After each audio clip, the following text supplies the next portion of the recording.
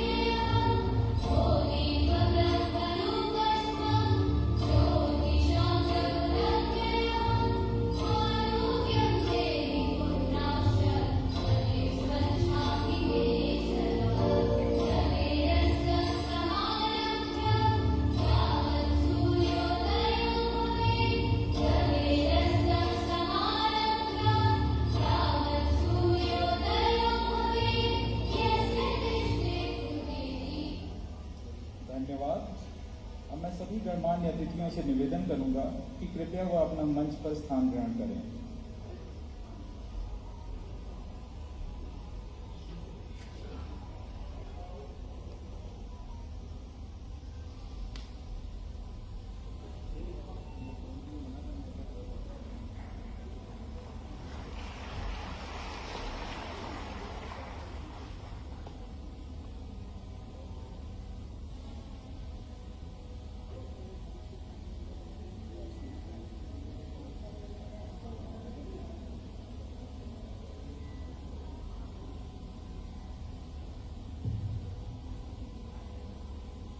सभी गणमान्य अतिथियों एवं प्रबुद्ध जनों का सहृदय अभिवादन।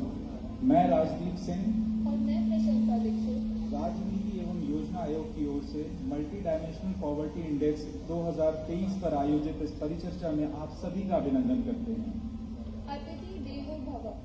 With this thought in mind, we move on to the next step by welcoming our esteemed guests. To welcome our Honorable Chief Minister of Madhya Pradesh, Shri Shivraj Singh Chauhan, we request Professor Sachin Chaturvedi to offer memento of honor and gratitude.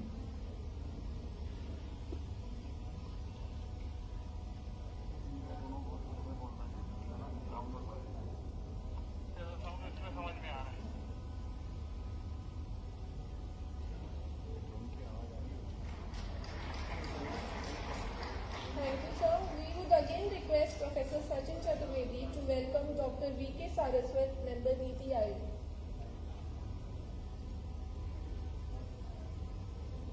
Can we please have a round of applause?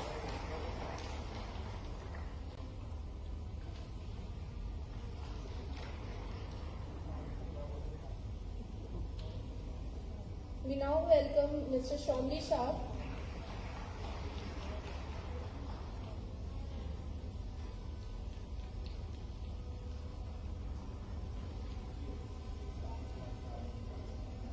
We welcome our guest, Mr. Yogesh Suri.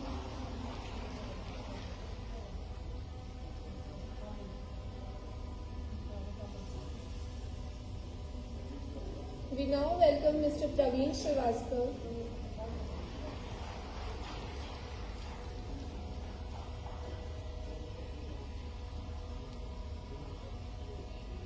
So we request you to welcome Professor Sachin Chaturvedi.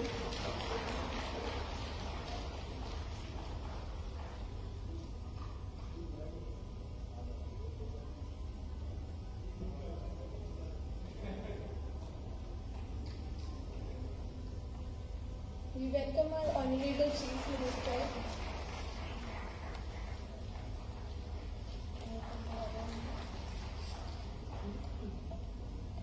We would request Shri Raghavendra Kumar Singh sir to welcome Iqbal Singh Das.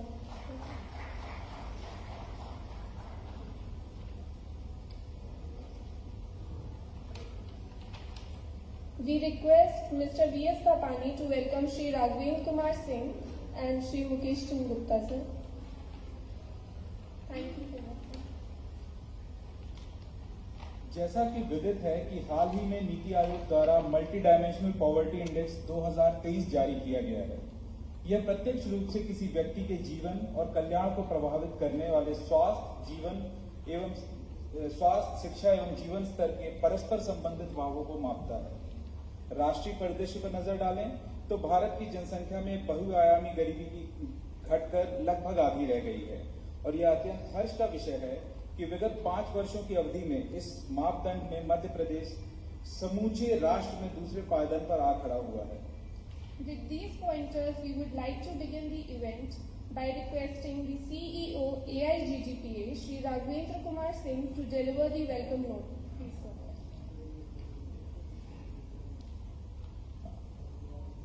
NITI Aayog की report multi dimensional poverty index के ऊपर और आज के इस कार्यक्रम के मुख्य अतिथि माननीय मुख्यमंत्री जी, कार्यक्रम में उपस्थित श्री डॉक्टर VK सारस्वत जी नीति आयोग के सदस्य हैं, माननीय श्री इकबाल सिंह बैंक साहब chief secretary Madhya Pradesh, professor Sachin Chaturvedi ji vice chairman MP state policy and planning commission, doctor Yogesh Suri senior advisor NITI Aayog, mister Shombi Sharp UN president coordinator, professor Shamika Ravi member prime minister advisory council, mister Praveen Srivastava chairman MP state statistical commission, Mukesh Chandra Gupta ji हमारे सहयोगी principal secretary department of planning economics and statistics, प्रतिष्ठित विश्वविद्यालय के कुलपतिगण, हमारे SLBC के सदस्य, NGO और CSO के प्रतिनिधि, शोधार्थी, मीडिया के हमारे मित्रगण, UN की संस्थाओं के प्रतिनिधिगण और हमारे एस्पिरेशनल डिस्ट्रिक्ट और ब्लॉक से पधारे हुए अधिकारीगण, मैं आज की इस महत्वाकांक्षी रिपोर्ट जो प्रस्तुत हुई है और जिसमें मध्य प्रदेश ने बहुत ही शानदार ढंग से पूर्व के वर्षों में अपना प्रदर्शन किया है, मैं आप सभी का हृदय से स्वागत और अभिनंदन करता हूं। और दुष्यंत कुमार की एक लाइन से मैं अपनी बात खत्म करना चाहता हूँ जो मध्य प्रदेश की सरकार और मध्य प्रदेश के सभी निवासियों की तरफ से है कि कौन कहता है कि आसमान में सुराख नहीं हो सकता, एक पत्थर तो तबीयत से उछालो यारो। और जिस तरह से जबरदस्त परफॉर्मेंस मध्य प्रदेश में भी है, तो मैं आज के इस कार्यक्रम में आप सभी का मैं हृदय से स्वागत करता हूँ। Thank you. धन्यवाद सर। अब मैं डॉक्टर VK सारस्वत जी से अनुरोध करूंगा कि वो माननीय मुख्यमंत्री जी को मल्टी डायमेंशनल पॉवर्टी इंडेक्स की रिपोर्ट की एक प्रति भेंट करें और सभी गणमान्य अतिथियों से निवेदन है कि कृपया रिपोर्ट की एक कॉपी के साथ फोटो सेशन के लिए मंच पर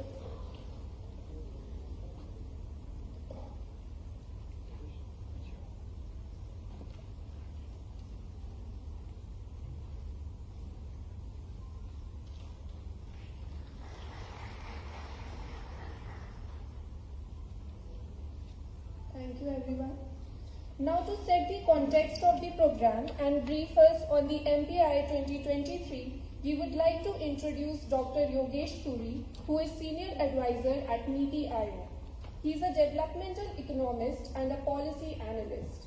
He is currently in charge of governance, research, sustainable development goals, rural development, law and justice, and governing council secretariat. Dr. Suri has diverse experience of over 30 years in various sectors. We welcome you, sir, for your presentation.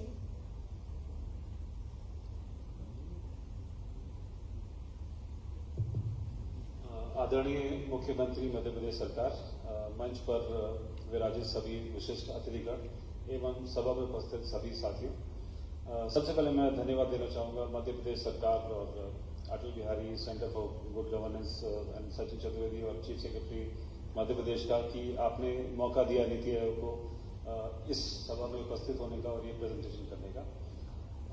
मैं एक 15 minute की एक presentation करना चाहूँगा जिसमें हमने जो हाल ही में हमने मल्टी डायमेंशनल पॉवर्टी इंडेक्स जिसको बहुआयामी गरीबी सूचकांक कहा जाता है, उसकी हमने जो रिसेंटली रिपोर्ट हमने रिलीज करी। तो ये सवाल काफी उठता है कि क्यों मल्टी डायमेंशनल पॉवर्टी इंडेक्स। तो जैसा कि आप सब जानते हैं कि भारत भी उन देशों में शामिल है जिन्होंने सस्टेनेबल डेवलपमेंट गोल्स का एक सेक्रेटरी रहा है। करीब 195 देशों ने जो सब सिग्नेटरीज थे करीब 2015 में, जो 15 से 2030 तक के जो डिफरेंट गोल्स हैं सबको अचीव करने हैं, उसमें इंडिया भी वन ऑफ द सिग्नेटरीज है। तो एक उसका बहुत महत्वपूर्ण गोल है गरीबी को कम करना, तो जिसका गोल 1.2 हम बोलते हैं, जिसमें गरीबी को हमें आधा लेके आना है अपने 15 सालों में। तो ये तो एक इसका प्रमुख लक्ष्य है। और भारत सरकार में कैबिनेट सेक्रेटरी द्वारा नीति आयोग को एक कार्य सौंपा गया है कि मल्टी डायमेंशनल पॉवर्टी इंडेक्स को मेजर किया जाए और ऐसी स्ट्रैटेजीज अडॉप्ट करने में मदद करी जाए ताकि ये गरीबी कम से कम हो सके। आधा करना तो मिनिमम गोल है, अगर कोशिश है इससे ज़्यादा कमी अगर बहुत ज़्यादा अच्छा है।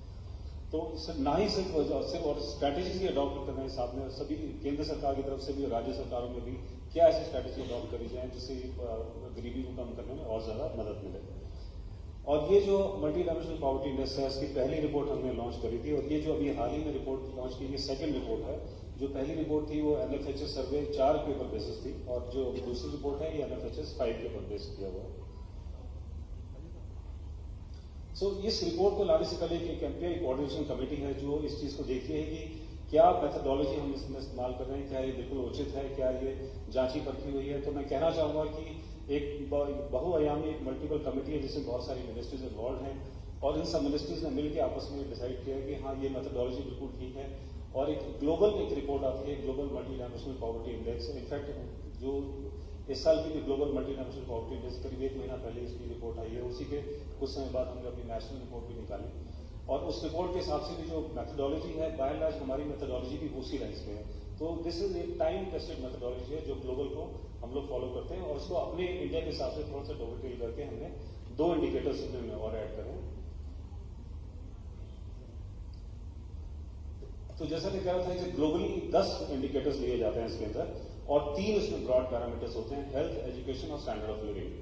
और उसमें हर एक के अंदर हेल्थ के अंदर जैसे आप न्यूट्रिशन है, चाइल्ड एडोलेसेंट मोर्टेलिटी है, मैटरनल हेल्थ है, similarly educational years of schooling, school attendance और स्टैंडर्ड ऑफ लिविंग के अंदर cooking, fuel, sanitation, drinking water, housing. तो जितने भी ज्यादातर भारत सरकार के भी थ्रस्ट एरियाज रहे हैं तो ये 10 इंडिकेटर्स ग्लोबल के हिसाब से सेम है। उसके अलावा 2 हमने एडिशनल नीति आयोग में जो अब हमारी एमपीआई कोऑर्डिनेशन कमेटी में डिसाइड करके हमने इंडिकेटर्स ऐड किए, वो है एक मैटरनल हेल्थ और जो बैंक अकाउंट, खासकर जनधन योजना से हम लोगों ने काफी मेजर थ्रस्ट भारत सरकार ने लॉन्च किया था कि सभी लोगों को बैंकिंग सुविधा उपलब्ध कराई जाए।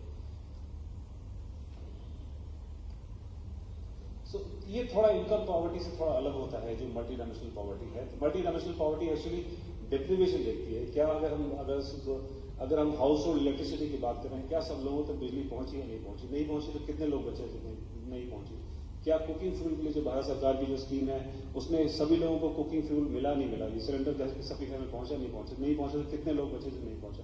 तो हर एक इंडिकेटर एक डिप्रीवेशन देखते हुए फिर एक कुल मिला के इंडेक्स तैयार किया जाता है जिसमें हम देखते हैं कि क्या ओवरऑल इसके हिसाब से फैमिली मल्टी डायमेंशनली पुअर है या नहीं है।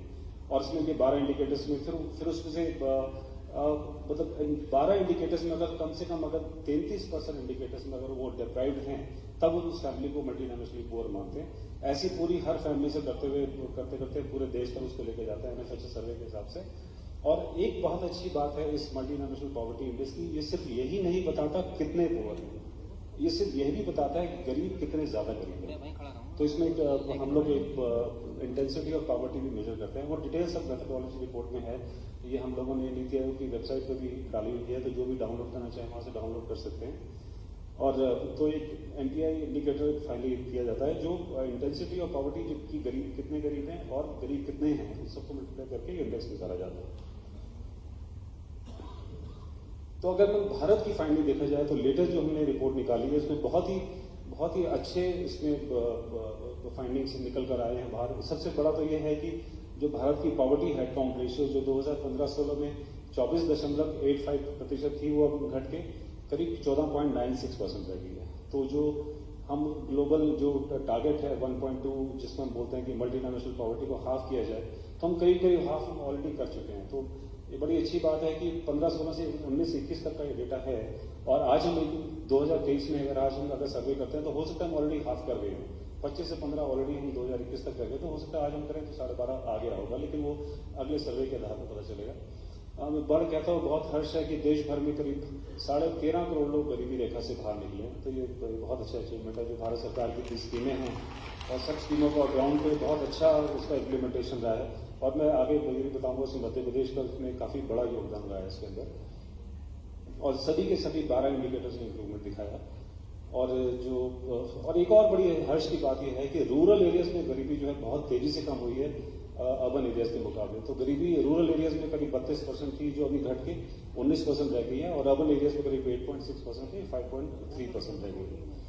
यूपी, बिहार, एमपी, उड़ीसा, राजस्थान, ये सब वो राज्य हैं जिन्होंने बहुत ज्यादा नंबर ऑफ गरीब लोग उसमें कमी आई है। और जैसे मैंने बोला, हर एक इंडिकेटर में, चाहे न्यूट्रिशन हो, ये सब स्कूलिंग, सैनिटेशन, सब चीजों में बहुत इसमें योगदान किया है। और इंटेंसिटी ऑफ पॉवर्टी भी कम हुई है। अपनी गरीब कितने गरीब हैं वो उसमें भी कमी आई है, 47% से 44% पे आ गया। तो ये नेशनल लेवल पे है। जैसे हम देखें, जितने भी लाल, येलो, रेड और ये ऑरेंज जो कलर हैं, तो ये दर्शाते हैं कि यहाँ पे अभी कमियां हैं, इनको भी काफी इंप्रूवमेंट की जरूरत है। और जो ग्रीनरी की तरफ वाले जितने शेड हैं, ये सब वो राज्य दिखाते हैं जहां पे काफी अच्छा इंप्रूवमेंट हुआ है। तो जैसा आप देख सकते हैं कि भारत पूरे देश में मतलब जो येलोइश और रेडिशनेस, ऑरेंजिश, ये कम हो गया है। अभी ना 17 हरियाली ज्यादा है, और कुछ ही राज्य बचे हैं जहां पे अभी भी कुछ ऑरेंज और कुछ रेड कलर्स अभी बचते हैं इसमें। अब मध्य प्रदेश को आप देखें, पूरा ये ग्रीन में आ गया। ये डिस्ट्रिक्ट वाइज इंडिकेटर है इसके अंदर यहाँ पे। अब तो इसमें भी सेम जैसे हमने स्टेट वाइज देखा था पहले, ऐसे ही डिस्ट्रिक्ट वाइज भी है।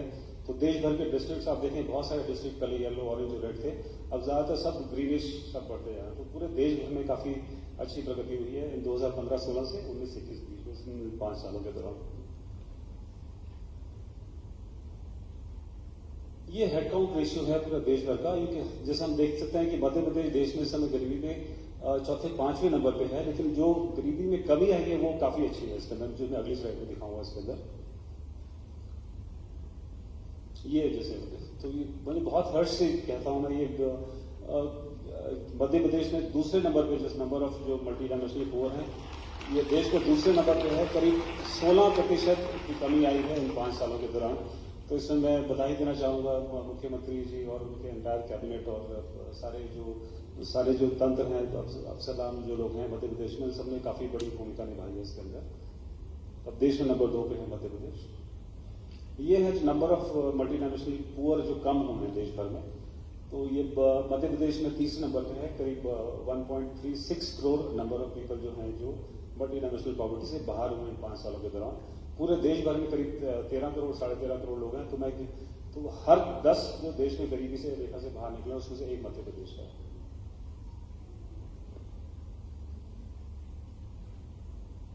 तो ये district wise snapshot Madhya Pradesh का है। जैसे मैंने पहले राष्ट्रीय लेवल पे दिखाया था, डिस्ट्रिक्ट वाइज और स्टेट वाइज भी दिखाया था। इसमें भी आप देख सकते हैं मोस्टली सारे डिस्ट्रिक्ट जो काफी जो रेड और ऑरेंज थे, अब सारे ग्रीन कलर में कन्वर्ट होते जा रहे हैं। तो इसमें ये पूरा बहुआयामी विकास पूरे जो डिस्ट्रिक्ट था, डिस्ट्रिक्ट में व्यापक है। ये सब इसमें देखने को मिल रहा है। ये बहुत इंपॉर्टेंट स्लाइड है सर वाली। इसमें देखें, एक और बहुत अच्छा जो अचीवमेंट मध्य प्रदेश का है कि देश भर में जो रूरल पॉवर्टी है, तो ये जो आप ऑरेंज वाले ऊपर फर्स्ट टेबल में जो रूरल वाला है 32 से 19 का है, जबकि देश भर में 13.3% रूरल पुअर लोगों में कमी आई है, 13.3%। लेकिन मध्य प्रदेश में जो रूरल पॉवर्टी है वो 20.6% कम हुई है। तो जो मध्य प्रदेश की रूरल पॉवर्टी है, जो देश भर की रूरल पॉवर्टी से कहीं ज्यादा कमी आई है, जो बहुत ही काफी हर्ष का विषय है। अर्बन एरियाज में करीब 3.38% नेशनल लेवल पे पॉवर्टी कम हुई है, लेकिन मध्य प्रदेश में वही 6.6% की कमी आई है। ऐसे इंटेंसिटी ऑफ पॉवर्टी भी हम देखें तो देश भर में अगर 2.75% कम हुआ है, तो मध्य प्रदेश में 3.55% कम हुआ। तो इससे बहुत अच्छी बात है कि मध्य प्रदेश ने देश के सारे आंकड़ों को बहुत तेजी से इसको पीछे छोड़ा है, और both in terms of MPI, number of poor and the intensity of poverty, इससे मध्य प्रदेश देश के मुकाबले काफी अच्छा परफॉर्म किया है। ये सब डिस्ट्रिक्ट वाइज हेडकाउंट रेशियो है सर। तो आपके कुछ डिस्ट्रिक्ट जैसे झाबुआ, अलीराजपुर, श्योपुर, देवंदरी, ये सब पॉवर्टी में काफी नंबर ऑफ पुअर यहाँ काफी ज्यादा है, लेकिन उसमें कुछ डिस्ट्रिक्ट ऐसे हैं जिसमें नंबर ऑफ पुअर में बहुत अच्छी कमी आई है, जिसमें मैं अगली स्लाइड में दिखाऊंगा। ये सब वही डिस्ट्रिक्ट का है सर। ये है सर, जैसे अलीराजपुर है सर, ये one of the lowest highest poverty वाला एक डिस्ट्रिक्ट था, उसमें अभी 31% की कमी आई है। तो बहुत ही अच्छी बात है अलीराजपुर में। ऐसे बलवानी में 28% पॉवर्टी में कमी आई, खांडवा में करीब 27%, ऐसे ही बालाघाट में 26%। तो ये सारे डिस्ट्रिक्ट हैं, विदिशा बहुत अच्छा परफॉर्म कर रहे हैं। मतलब देश भर में अगर 9% पॉवर्टी में कमी आई है, पूरा मध्य प्रदेश में करीब अब 21% कमी आई है, तो ये राज्य डिस्ट्रिक्ट ऐसे हैं जो 25-30% पॉवर्टी में कमी लेके आ रहे हैं। ये सब है वो जो डिस्ट्रिक्ट, जो लोएस्ट पॉवर्टी वाले जो डिस्ट्रिक्ट हैं आपके इंदौर है, भोपाल, ग्वालियर, नीमच और सीहोर, तो इन सब में भी जो हेडकाउंट रेशियो कोई 5.8, सो दिस इज ये सब बहुत वेल ऑफ डिस्ट्रिक्ट हैं कंपेरेटिवली, जो पॉवर्टी सबसे लोएस्ट है। लेकिन जो हाईएस्ट एमपी पुअर वाले हैं झाबुआ, अलीराजपुर, श्योपुर, दिंदरी और बरवानी, ये सब डिटेल्स हमारी रिपोर्ट के अंदर है सर। तो और रिपोर्ट में मध्य प्रदेश का एक अलग से चैप्टर भी है जिसमें सब डिटेल्स दी गई है।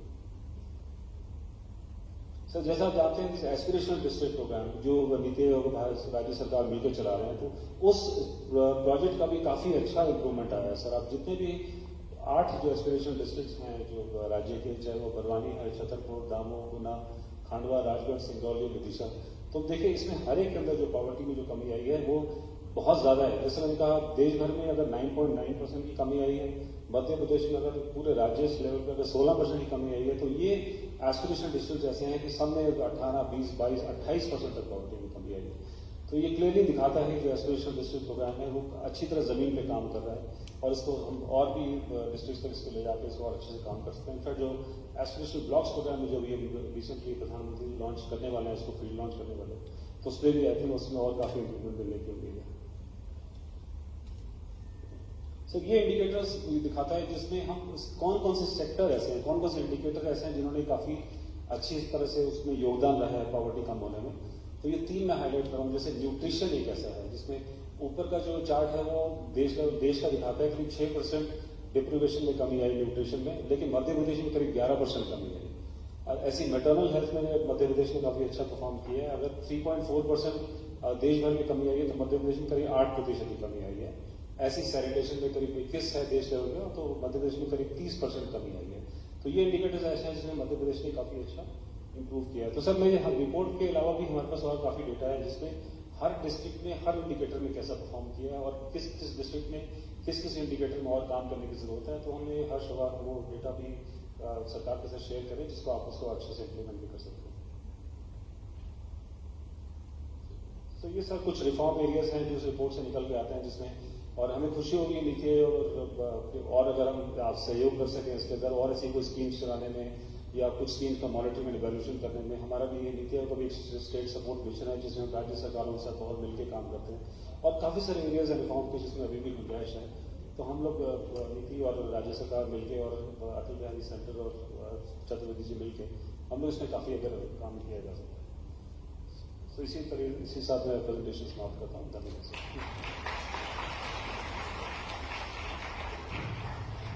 Thank you, sir, for an explanatory presentation and setting the context. Moving on to the next guest of the event, it gives us great pleasure to introduce Mr. Shombi Sharp, currently serving as the UN Resident Coordinator in India. Mr. Sharp has devoted more than 25 years of his career promoting inclusive and sustainable development internationally.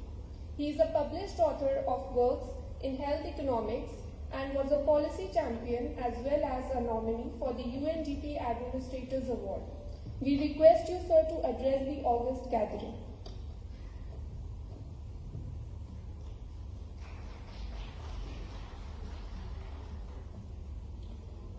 Honorable Chief Minister Shri Shivraj Singh Chauhan, Dr. V.K. Saraswat, Member Niti Aayog, Professor Sachin Chaturvedi, Vice Chair of the Madhya Pradesh State Policy and Planning Commission, Professor Shamika Ravi, Member of the Prime Minister's Economic Advisory Council, Sri Iqbal Bains, Chief Secretary of Madhya Pradesh, Mr. Praveen Srivastava, Chairman, Madhya Pradesh State Statistical Commission, Dr. Yogesh Suri, Senior Advisor, Niti Aayog, Mr. Kumar Singh, CEO of Atal Bihari Vajpayee Institute of Governance and Policy Advice.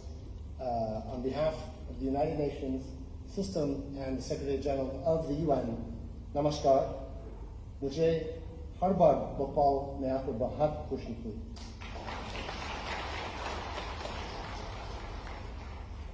And I say that because Actually, Bhopal was my very first official visit when I arrived in India a year and a half ago. And I recall very fondly then telling Honorable Chief Minister how poetic and important that was for me, having grown up in the U.S. state of Kansas, which is always called the heart of America, Madhya Ameriki. So to be visiting the heart of India, Madhya Pradesh, is a wonderful honor. And my youth growing up, we share so many similar economic and other aspects. Also a major grower, producer of crops like wheat and soya, millets, this being the International Year of the Millets as well.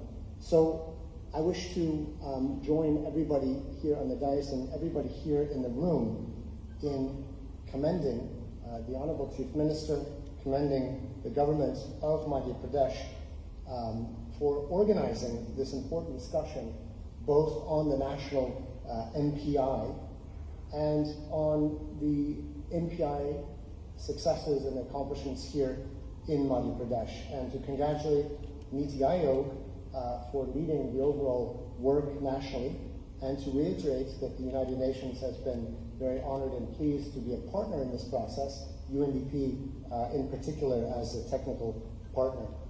I think throughout my time here in India, as I've traveled across the country, had the honor and pleasure to do that, I have been so inspired by the incredible diversity of models of governance and the scaled up efforts to leave no one behind and to achieve the SDGs and the embracing of the SDGs more than any country that I have seen before. And this is more important than ever because, as we know, the world is facing a polycrisis. We've just recovered from a pandemic. We're facing the impacts of price rises, fuel shortages and food, debt crises stemming from conflicts, and at the same time we face the triple planetary crisis of climate change, biodiversity loss and pollution, the greatest existential threat. In the background, in fact, we've just witnessed the hottest month on record, and as the Secretary General says, it's a scary thought when we consider today's hottest days may soon be the coolest days when we look back. So the importance of what India is doing and what states like Madhya Pradesh are doing cannot be underestimated. In fact, India is home to upwards of even half of some of the global SDG indicators. So as India achieves the SDGs on the backs of the efforts of states like Madhya Pradesh, the world can achieve the SDGs. And in fact, the Secretary General of the United Nations, when he was last year in India, noted that India is the country that can make the SDGs, the global SDGs, a reality. And the MPI is an important measure, an important way of telling this story, going beyond limited metrics of income and consumption expenditure. And it tells us, as Dr. Suri already walked us through in detail, essentially two stories. Who are the poor? Who are the people facing multidimensional overlapping deprivations? And to what degree are they facing those deprivations? And this is critically important information for policymakers, for governments like Madhya Pradesh and the Planning Committee. And we see remarkable results. Again, as Dr. Suri has shared, over 135 million people have been lifted out of multidimensional poverty in India in the last essentially 5 years between the NFHS studies. And if we look back a bit further, 16 years, the total is 400 million people. So this gives us great optimism as we move towards the 2030 agenda, seeing that India is already on track to achieve many years in advance its SDG goal 1.2 commitments of reducing multidimensional poverty by 50%.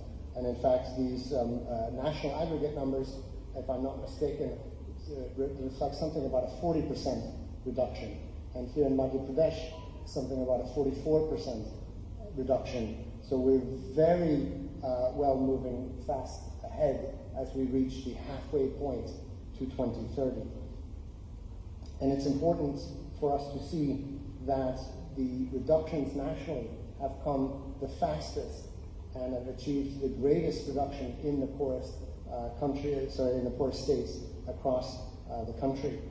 Here in Madhya Pradesh, if I'm not mistaken, it was, according to your graphs, Dr. Suri, the second largest reduction, absolute reduction across states within the country as well. And remarkably, 18 districts across Madhya Pradesh, as we saw, have reduced their poverty, multidimensional poverty, by over half. So already at that level, achieving the 2030 targets. This is clearly the result of an integration of efforts, an integration of national programs, flagship programs across the country, as was already mentioned to some degree. We have Poshan Abhiyan, the Anemia Mukt Bharat, Swachh Bharat, Jal Jeevan, PMUY, PMAY, PMJDY, and others. It's quite an impressive collection of acronyms of national missions. And the state of Madhya Pradesh has integrated implementation of those with additionalities of state-level initiatives and innovations. Again, beginning some time ago from the introduction of the Public Service Guarantee Act, a unique model that has been scaled up across the country, and many other states adopting that. In fact, Madhya Pradesh was the recipient of the United Nations Public Service Award in 2013. So we see this great trend, this great blend of innovation and investment in human development continuing forward. We see over 100 Deen Dayal Rasoi centers where poor are receiving nutritious meals to be congratulated. We see the efforts of the state government to distribute fortified rice as well, and many, many other elements of these programs. 3 pillars I would wish to particularly mention. That's the digital public infrastructure. For example, the online e-government portal, the data initiatives, the Chief Minister's dashboard, for example, giving real-time performance management information to make corrections as needed, and the focus on financial inclusion. And this has been one of the important success stories of India, more broadly speaking, especially financial inclusion of women, but merging, bringing together both accessible, ultra-compact bank branches, as well as access to digital financial services and bank accounts, again, especially for women. This comes within a broader ecosystem of innovations. The School of Good Governance and Policy Analysis, as we've mentioned. The one-day governance launched in 2018 to provide guarantees in terms of service responses to the public. The Chief Minister's Helpline, emphasis in agriculture, high growth rates in the agricultural sector, and biodiversity, I would mention as well. Madhya Pradesh being one of the few states which has prioritized having an active state biodiversity board and biodiversity management committees at the local level, all coming together. And we've heard just beforehand, I was hearing about important initiatives in terms of forestry services and welfare measurements beyond, again, just GDP or state domestic product. So to conclude, let me just reiterate that the United Nations is very proud to partner both nationally with NITI, with the other partners in terms of the NPI and other initiatives, and here to partner with the government of Madhya Pradesh. We have 5 UN agencies represented here on the ground, many colleagues here in the room, Margaret Wada of UNICEF, other colleagues from UNDP, World Health Organization, UNFPA, UN Women, FAO, and others. It's a great honor for us to partner so with your government and with all of you here in the room today across so many different sectors and dimensions. I won't name them all here and now. So let me again conclude in congratulating everybody for the results, the national results, for the results here in Madhya Pradesh. This is a remarkable story, and it is needed now more than ever.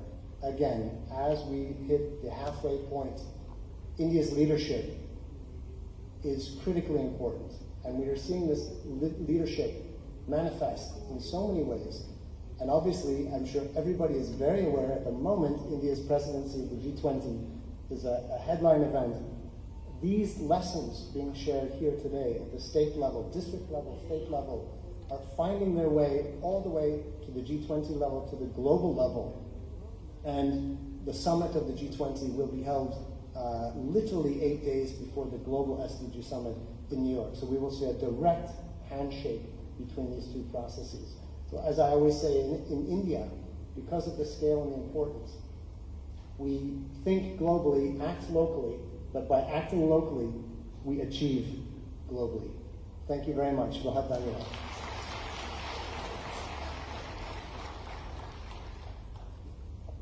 Thank you, sir, for your enlightening words. Now we would like to introduce Sri Praveen Srivastava, who has served as former chairman of National Statistical Commission. Prior to this role, he held the position of Secretary to the Government of India in Ministry of Statistics and Program Implementation. Sri Praveen Srivastava has an extensive career spanning over 36 years in various domains of official statistics. Currently, he is the chairperson of Madhya Pradesh State Statistical Commission. We welcome you, sir, for your special comments.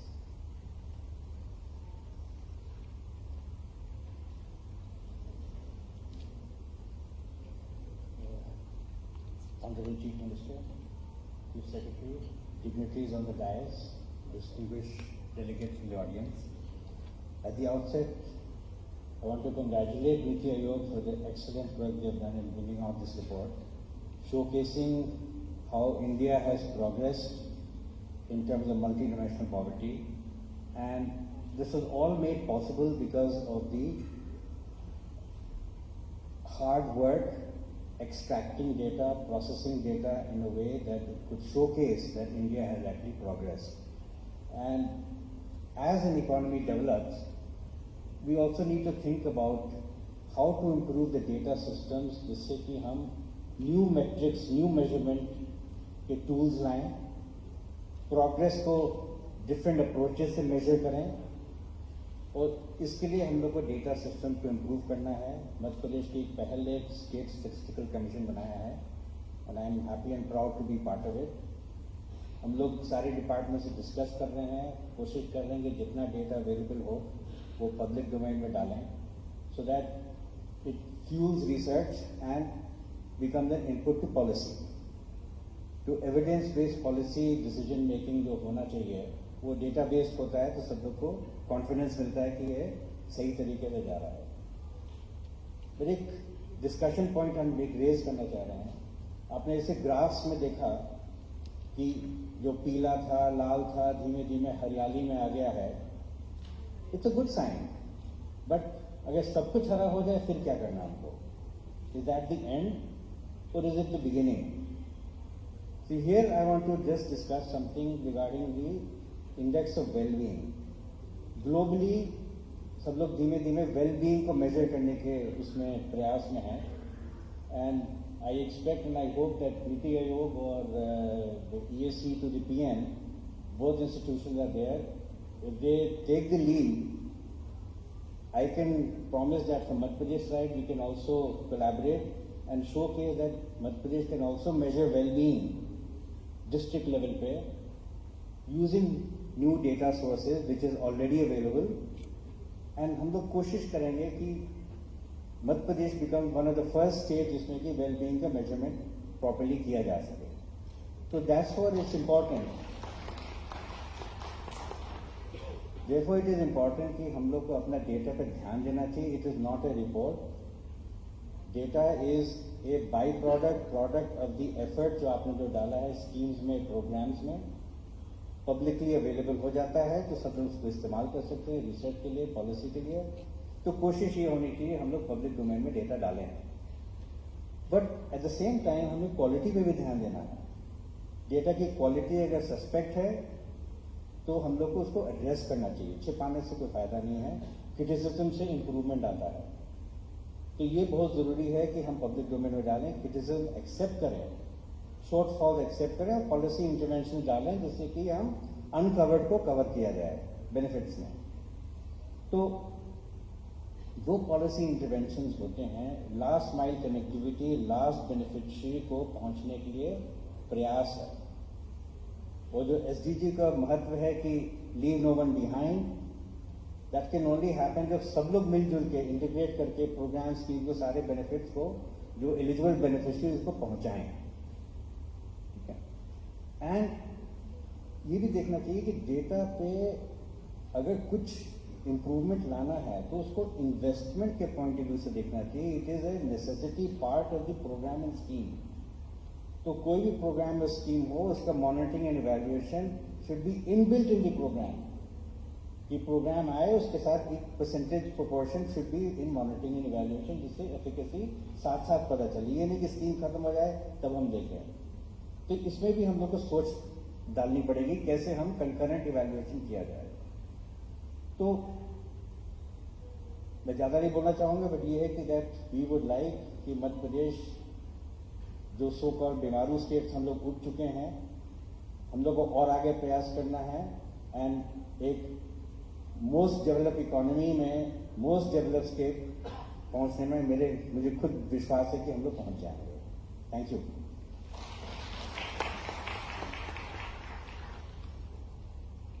Thank you, sir, for your thought-provoking words. Our next dignitary is Dr. Shamika Ravi, who is a member of Economic Advisory Council to the Prime Minister of India. She is also the Vice President, Economic Policy at Observer Research Foundation. Her research focuses on economics of development, including areas of finance, health, urbanization, gender, and welfare. Dr. Shamika Ravi is currently the chairperson of Task Force for the Government of Madhya Pradesh, focused on improving maternal and child health outcomes. We welcome you, ma'am, for your special comments. Thank you very much. Namaskar, good afternoon, everyone. Honorable Chief Minister of Madhya Pradesh, Shivraj Singh Chauhan ji, Member Niti Aayog, V.K. Saraswat, and all dignitaries on the stage. I want to just explain a few things to make you appreciate the improvement that has happened in this state over the last 15 years on account of the different efforts and what you are seeing in the form of the improvement which Dr. Suri just named. So India's multidimensional poverty index, the reason we have to look at MPI, traditionally we used to only look at income for poverty. Then income is very difficult to measure. Even in the best of places where you have best of data, income is difficult to measure because there are many sources of income, it can be noisy, so we move to expenditure. How much does a household spend on different forms of consumption? But then one realized that you need something far more fundamental, which is in the form of access to basic amenities like health and education, and livability. What is the condition of living?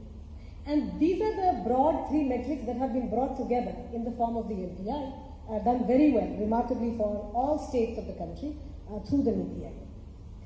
So first of all, I want to say that why we need to also measure this repeatedly is that the next 25 years, and you've heard the Honorable Prime Minister speak about this repeatedly, ये जो अमृत काल का जो concept है, विकसित Bharat by 2047, it will not happen in one jump.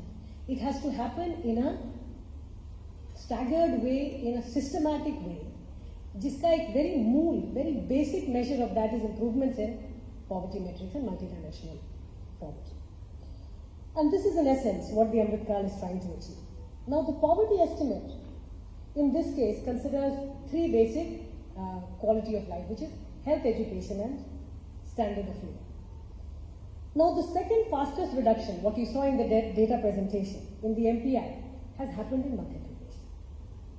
We have witnessed nearly 1.35 crore people come out of abject poverty. It's a remarkable feat. What you have to also appreciate is that I want to focus on some of the basic work that has happened on the ground, that the administration has undertaken to achieve this significant progress. सबसे पहले तो ये समझना चाहिए कि जब economic growth आता है अपने आप तो पॉवर्टी घटने लगता है, लेकिन that happens at a certain rate which is not acceptable, because as a developing country, as a country which is now part of a middle income band, we want poverty reduced much faster, which is why you have to undertake a lot of schemes and administer availability of basic amenities.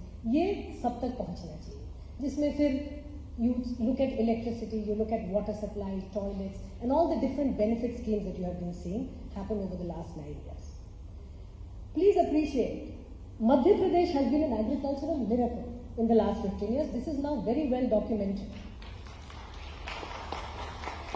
The production and quality have risen very sharply. Some of the biggest gains in various sectors of agriculture have happened in the last 15 years in this part of the country, which is Madhya Pradesh. The road network, the irrigation network, and electricity network have all made very big significant jumps in the last 15 years. These factors, you must appreciate, are like the core architecture on which now you can mount these anti-poverty measures. तो बिना बिजली, बिना सड़क, बिना irrigation, it is impossible to have growth, which will then reduce poverty. So ये core architecture जो है, that has been established in the last 15 years.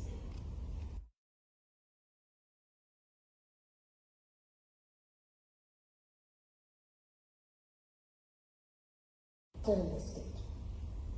From improving or raising the state expenditure, please note, one of the highest increase, if you look at development expenditure of the state relative to the GDP, has happened here, which means spending on health, education, infrastructure, housing, etc. The quality of the infrastructure, if you look at the Anganwadi centers, if you look at housing, if you look at health sector, these are some of the sectors that I have been working with the state over the last few years, so I can speak a little bit more. The training of the field staff, the field officials, the ANMs, the ASHA workers, Anganwadi workers, have all been sprucing up. They have all been pacing up in the last few years. Improving data collection itself. The analysis which you have seen is from a survey, but there is a lot of good administrative data that is getting collected so that real time जो improvement होता है कि कहीं पे problem अगर आया, we can't wait for the next NFHS to tell us. We have to be able to plug that gap. Administrative data का improvement, quality का बहुत rapidly हो रहा है. अगर आप अनमोल देखें, समग्रा खुद ही देखें, संपर्क देखें जो कि एजुकेशन सेक्टर का है. Identifying high risk pregnancies, registering them, ensuring antenatal care, improving institutional delivery. One of the largest increases in institutional deliveries of babies has happened in Madhya Pradesh in the last 20 years. If you look at procurement of drugs, so there is a whole gamut. What you see is the final outcome, but इसके पीछे बहुत काम होता है. Improvement in the procurement of drug or medicines, so streamlining of the processes. अगर आप देखें तो this is one remarkable state जहाँ पे financial instrument में भी innovation आया है. This is perhaps the only state which has actually announced an outcome fund for health education outcomes. Meaning the state is willing to pay for improvement in outcomes of these core metrics which we are measuring today. It is not an all India phenomenon. It is an innovation which has happened. अगर आप maternal mortality देखते हैं, then nutritional support for maternal care and women, health in general, you have recently heard of the Ladli Behna scheme. The main focus of that is giving women of the reproductive age and beyond enough financial means to be able to eat. Now these are some of the steps that I have highlighted. Please note, a lot of these steps that I highlighted are also something which have happened subsequent to the 5th round of NFHS, which is why I am confident that the improvement you will see in the next NFHS will be remarkably more. So we are likely to see even faster pace of improvement over the next few years. Madhya Pradesh is a very important state for us as a country. It is where we have traditionally had high poverty, traditionally had high mortality. But in the last 20 years, 15 years, the remarkable growth in the economy, and now through these different welfare schemes and different health, education and housing, etc. schemes, you are seeing remarkable improvement in MTIs itself and therefore attainment of the various SDGs. In a timely fashion, I think time is also important. So overall, I congratulate the leadership. Shivraj, you have come a very long way. You should be very proud. This is also to the administration who has made this possible. A lot of it is an outcome of deliberate policy and the way it is administered. Our collective very best wishes to you, sir, and to your administration for future growth and development and improvement in the life of ordinary citizens of the state. Namaskar. Thank you.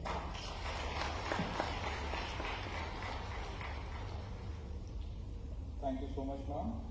Now we will welcome Professor Sachin Chaturvedi, Vice Chairman, Madhya Pradesh State Policy and Planning Commission and Atal Bihari Vajpayee Institute of Good Governance and Policy Analysis. He is currently the Director General at Research Information System for Developing Countries.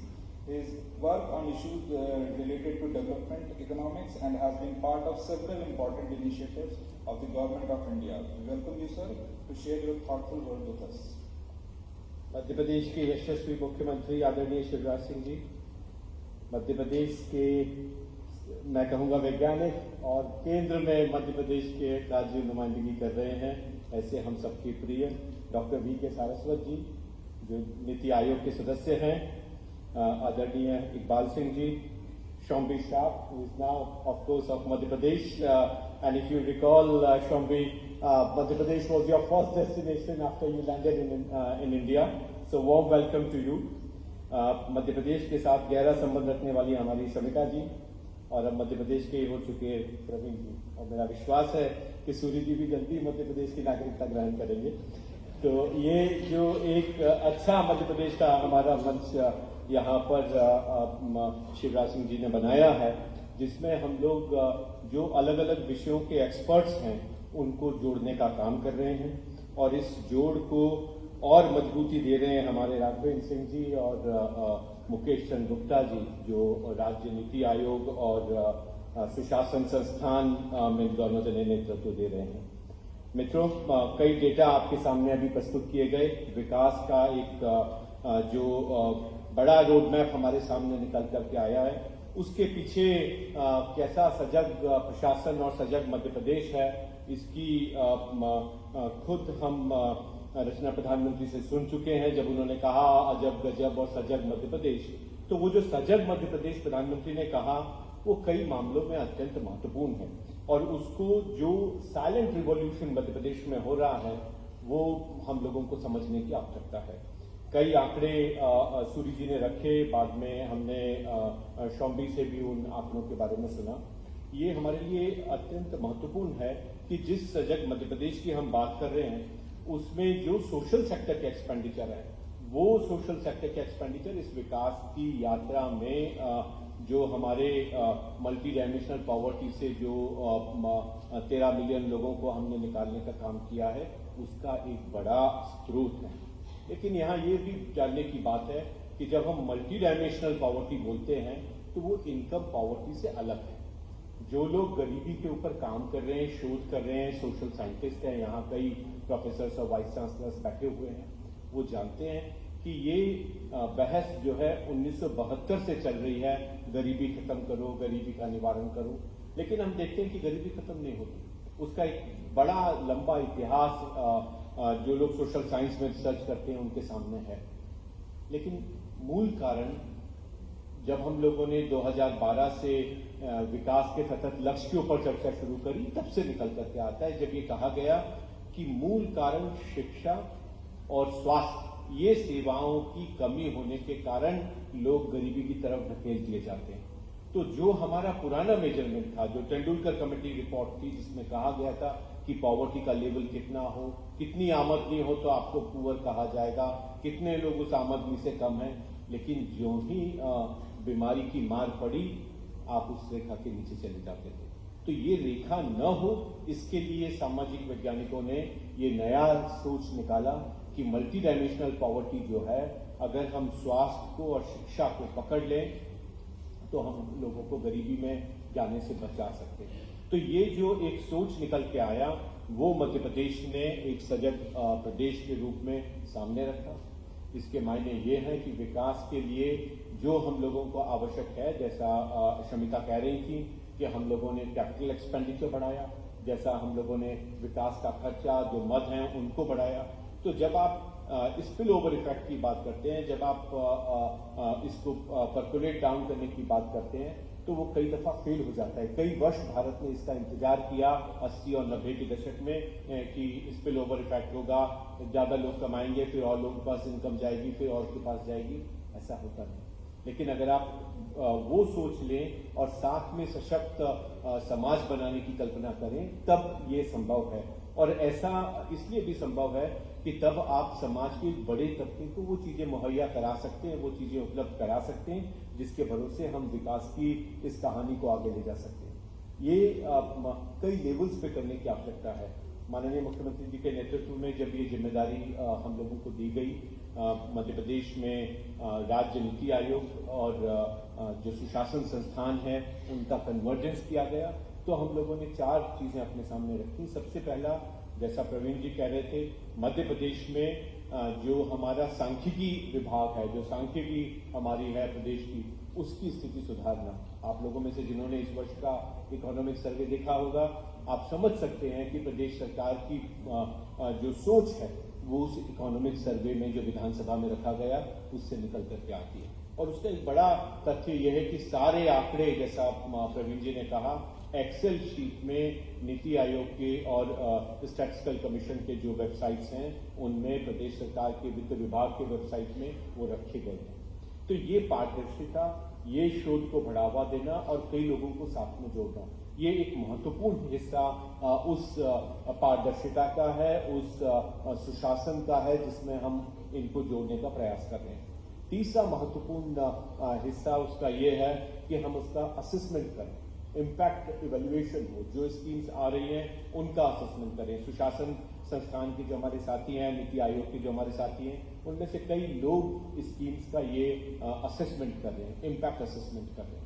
और हम वहां रुके नहीं, ये शोधार्थी हैं जो शोध में ट्रेन हुए लोग हैं। लेकिन उसी का दूसरा पहलू जो सुशासन संस्थान ने फिर मुख्यमंत्री जी के नेतृत्व में शुरू करा, हर वार्ड में, मध्य प्रदेश अकेला ऐसा राज्य होगा भारत के अंदर जिसमें हर वार्ड में 15 बच्चे हम लोगों ने जनसेवा मित्र के नाम से रखे। और वो जनसेवा मित्र हमारा जो लास्ट माइल कनेक्टिविटी का प्रॉब्लम है, महिलाएं हैं, महिलाओं की योजनाएं हैं, लेकिन फॉर्म भरने के लिए उनको कोई प्रेरित करने वाला नहीं है। तो जो जन भागीदारी से विकास का हम बदलाव ला सकते हैं, वो जनसेवा मित्र कर रहे हैं। तो उसी समय ये भी लॉन्च हो गया। उसी का चौथा महत्वपूर्ण पहलू है कि विकास की इस पूरी यात्रा का डॉक्यूमेंटेशन होना। तो हम लोगों ने मध्य प्रदेश सुशासन एंड डेवलपमेंट रिपोर्ट जारी करी, जिसके अंतर्गत प्रदेश के अलग अलग हिस्सों में जो असमानता है उसको अध्ययन करना, उसके डेटा को निकाल के लेके आना और सरकार से उसका जो निराकरण हो सकता है वो हो। इसी के चलते माननीय मुख्यमंत्री जी ने और मुख्य सचिव जी ने इस बात को माना कि प्रदेश का अपना स्टैटिस्टिकल कमीशन हो। आप लोगों में से कई लोगों को ये जान के प्रसन्नता होगी कि मध्य प्रदेश भारत का ऐसा पहला राज्य है जिसका अपना स्टैटिस्टिकल कमीशन है।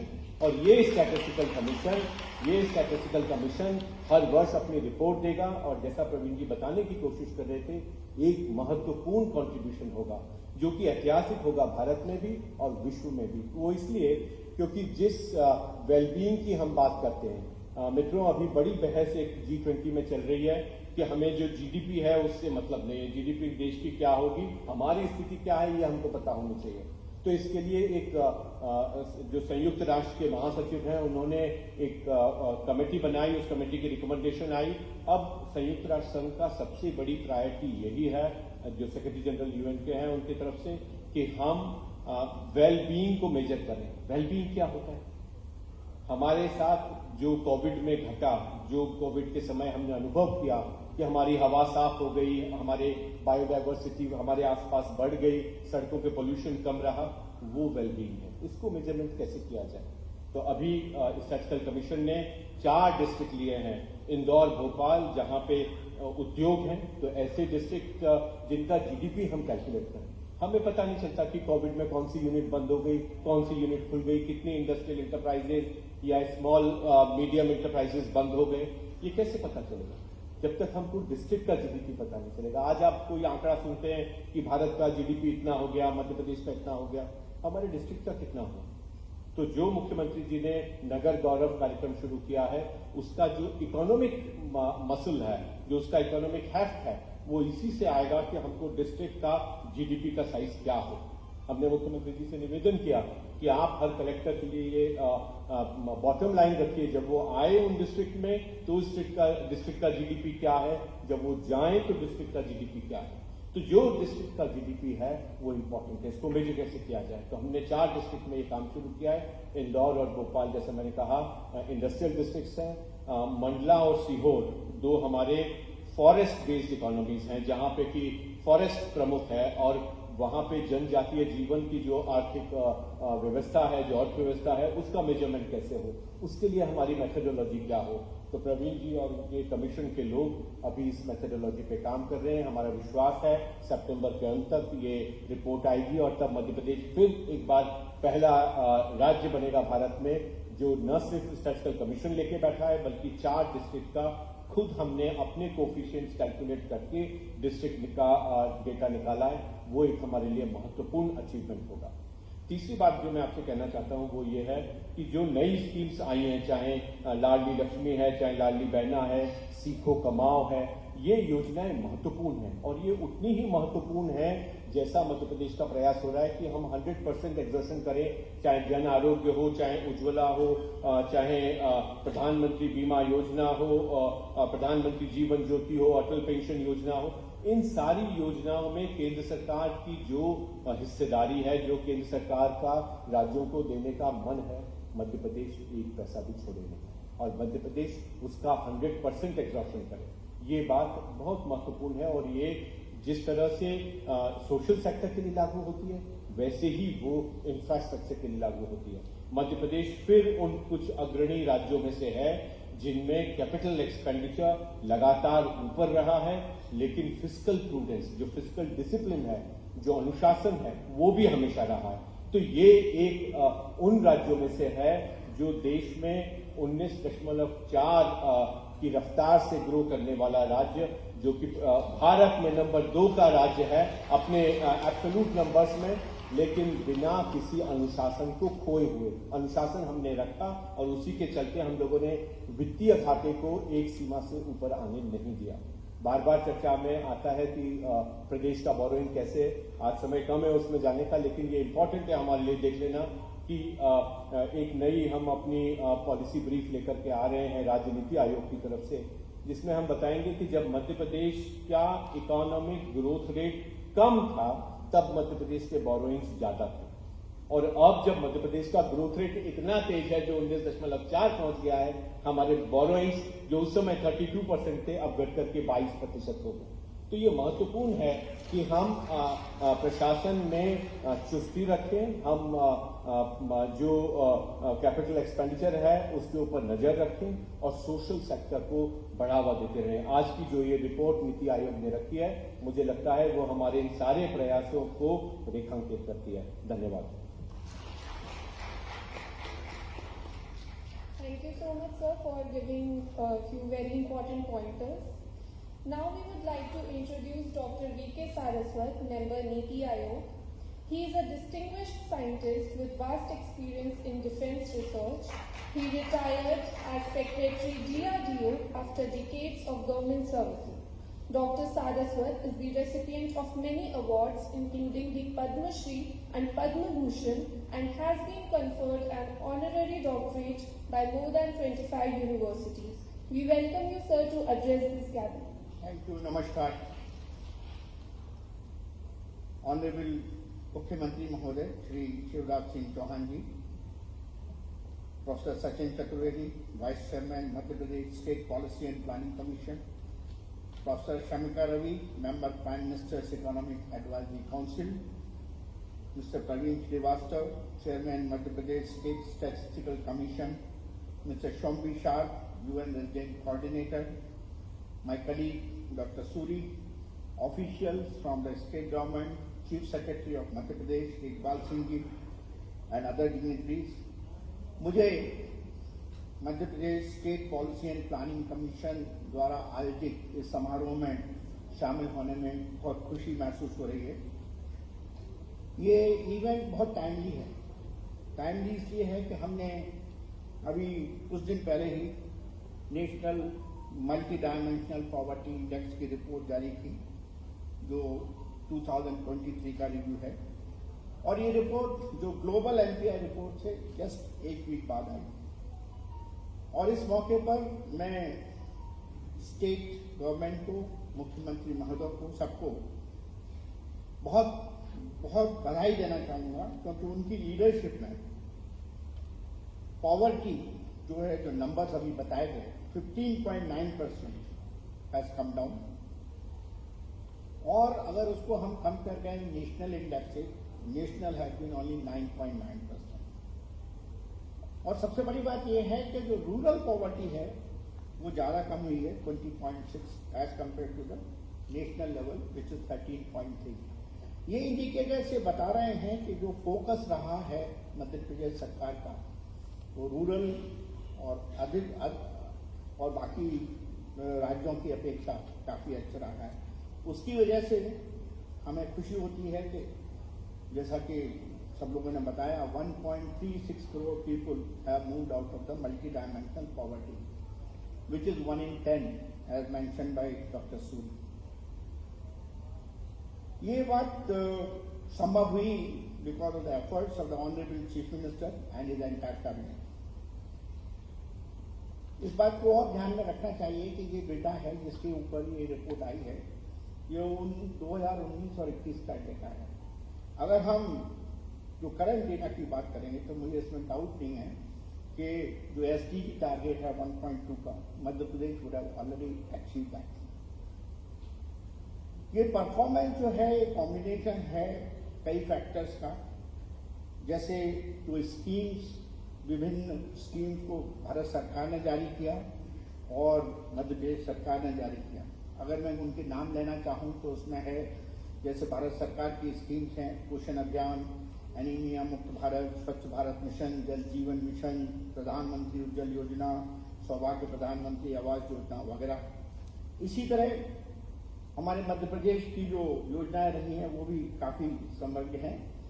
संबल योजना है जिसमें financial assistance to BPL population, Kanyadan योजना जिसमें marriage expenses to the daughters of poor families, Mukhyamantri Awas mission affordable housing for urban poor, कृषि ऋण संबंधी योजना जिसमें हमें support to the farmers for overdue loans, MP rural livelihood project जिसमें 3 चीजों पर ध्यान दिया गया, sustainable agriculture, rural enterprise and skill development, और जननी सुरक्षा योजना जहां पर कि प्रेग्नेंट वुमेन के लिए प्रावधान किया गया।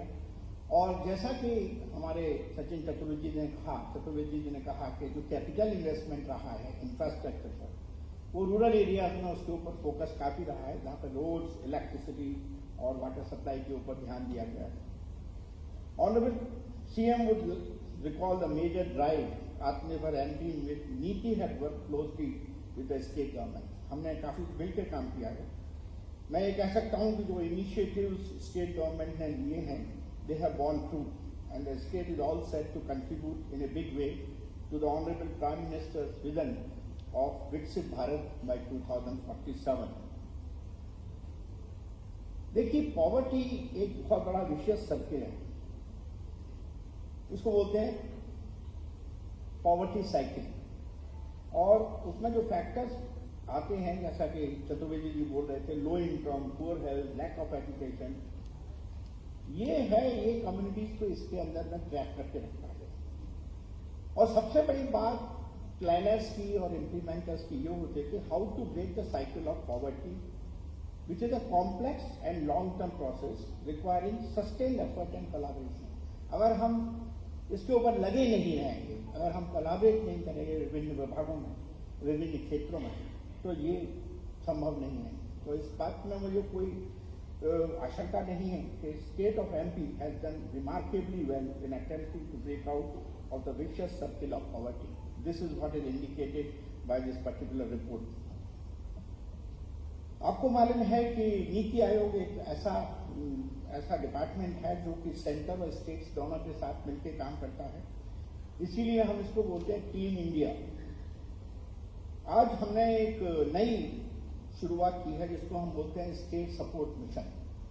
मैं जब पिछली बार भोपाल आया था और आदरणीय मुख्यमंत्री जी से मेरी बातचीत हुई थी, तो हमने इस बात के ऊपर विशेष जोर दिया था कि एक स्ट्रक्चर्ड एंड इंस्टीट्यूशनलाइज्ड मैनर में हमें एक स्टेट सपोर्ट मिशन की शुरुआत करनी है। इसके लिए जो सबसे बड़ी चीज हमने रिकमेंड की है वो है स्टेट इंस्टीट्यूशन फॉर ट्रांसफॉर्मेशन, सिर्फ टू ड्राइव द विजन जो हमारे प्राइम मिनिस्टर का मिशन है, strength monitoring and evaluation ecosystem, collaboration with knowledge institutions and development partners, capacity building and नीति state workshops and development, ये हम सब साथ में मिलकर कर सकते हैं। तो मैं चाहूंगा कि स्टेट गवर्नमेंट इन सब स्कीम्स को पूरी तरह उपयोग में लाए और इससे जो फायदा होगा वो स्टेट की ग्रोथ में डायरेक्टली होगा। मुझे ये बात की अगेन खुशी है कि number of good governance practices have been followed by the government of Madhya Pradesh. एक जो कंपेडियम रिसेंटली नीति आयोग ने जारी किया जिसमें हमने best practices in social sector 2023, उसमें हमने 5 स्टडीज जो हैं जो different districts of Madhya Pradesh से हमने ली हैं उनको इंक्लूड किया है। वो education, e governance and digitisation, health and nutrition के ऊपर हैं। इनफैक्ट हम और ज़्यादा योजनाएं जो आपकी हैं उनको इंक्लूड करना चाहते थे, पर स्पेस के अभाव में और स्टेट्स को भी हमें इंक्लूड करना था, इसलिए नहीं कर पाए, पर ये संख्या काफी आगे है। I am also happy to note that हमारा जो एस्पिरेशनल डिस्ट्रिक्ट प्रोग्राम है which is run by NITI Aayog and the state government together, it has shown extremely good progress. जो एस्पिरेशनल डिस्ट्रिक्ट है उनकी जो एवरेज ग्रोथ हुई है by huge margin in terms of poverty reduction. I congratulate the district administration of these districts and look forward for similar performance in the aspirational blocks program being launched shortly. Since Mr. Chombi Sharp is here, I would like to mention that recently Niti Aayog and the United Nations have signed a 5-year sustainable development cooperation framework where all UN agencies will be working with the government of India. All states and UTs to help support the national aspirations and achievement of the SDGs. I would like to urge the Madhya Pradesh government to be an active partner in this framework and contribute to achieving the outcomes and outputs as envisaged in this framework. देखिए, जो SDGs हैं, अगर हमें उन्हें achieve करना है तो वो हमें उनको लोकल लेवल पर इम्प्लीमेंट करना होगा। I understand that dedicated interdepartmental SDG cell has been constituted for monitoring the progress on the SDGs in the state. SDG cells have also been created, vision document has been prepared, schemes have been mapped against the SDG, and a multi-layer SDG action plan has been developed with milestones set for 2024 and 2030. State-specific indicators have also been developed. These set a foundation for further localization and achieving the SDG targets. We will be very happy to work closely with the state government to take these initiatives forward. This can be a learning experience not only for us but also for the other states. There are multiple schemes and programs of the Government of India and the state government of Madhya Pradesh towards the welfare of the people. Address climate change and restore ecological integrity. In order to achieve the SDGs, we have to ensure access as well as quality of services in a whole of government approach. In fact, मैं ये कहूँगा not only whole of government, in fact whole of society approach, including communities, think tanks, academia, enterprises, United Nations along with the government. With these few words, I would like to conclude with the following, that I thank you all of you once again. I don't mind saying that Madhya Pradesh is the heart of India, and NITI too would like to work with the state government wholeheartedly. Thank you very much. Namaskar.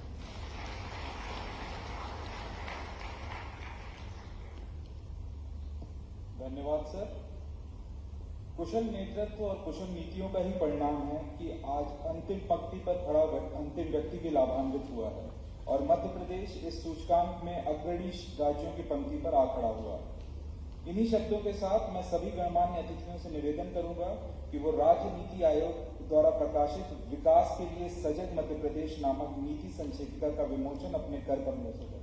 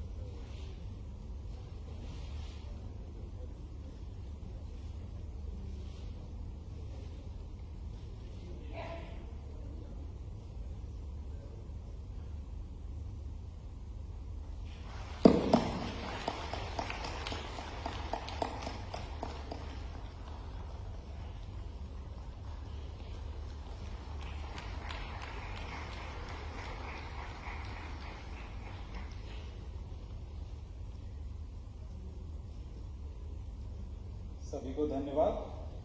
अब हम माननीय मुख्यमंत्री महोदय जी से निवेदन करेंगे कि वो अपने उद्बोधन दें। धन्यवाद सर।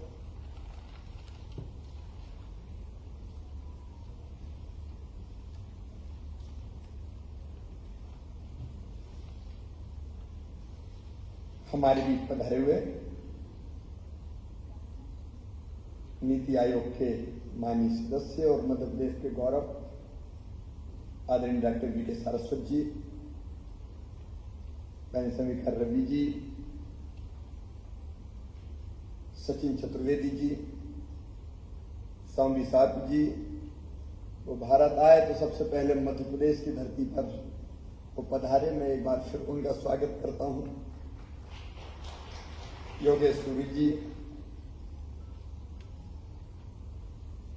CS मध्य प्रदेश इकबाल जी, मुकेश जी, राघवेंद्र जी, हमारे बीच अद्वैत गणनायक जी भी उपस्थित है, मैं उनका भी स्वागत करता हूं। बहन रुक्मणी बनर्जी भी आज हमारे बीच है, उनका भी मैं हृदय से स्वागत करता हूं। उपस्थित सभी मित्रों, गरीबी की परिभाषा क्या है? एक बड़ा अहम सवाल है। ये बात सच है कि रोटी ना होना गरीबी है। भूखे भजन ना हो गोपाला, धर लो अपनी कंठी माला। रोटी चाहिए, कपड़ा ना होना गरीबी है। रहने के लिए धरती का टुकड़ा ना होना गरीबी है। उस पर मकान ना होना भी गरीबी है। रोजगार के साधन ना होना गरीबी है। रोटी, कपड़ा, मकान, पढ़ाई, दवाई, क्योंकि स्वास्थ्य की सुविधा नहीं है तो वो भी गरीबी है। ये बात सच है कि ये गरीबी है, लेकिन गरीबी मैं केवल इससे नहीं कहूंगा। अगर भारत के सोच को देखें और अगर हम अंदर जाएं तो हमारे मनीषियों ने कहा कि वास्तव में मनुष्य चाहता क्या है। दो चीजें सब चाहते हैं। नंबर एक, कोई मरना नहीं चाहता,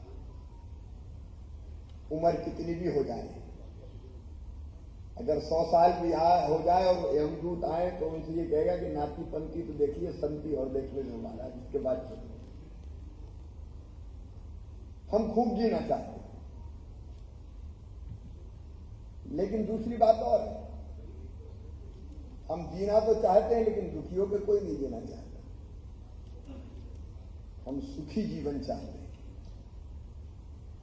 और गरीबी अमीरी का संबंध अगर देखें तो इसी सुखी जीवन से हमारा संबंध है।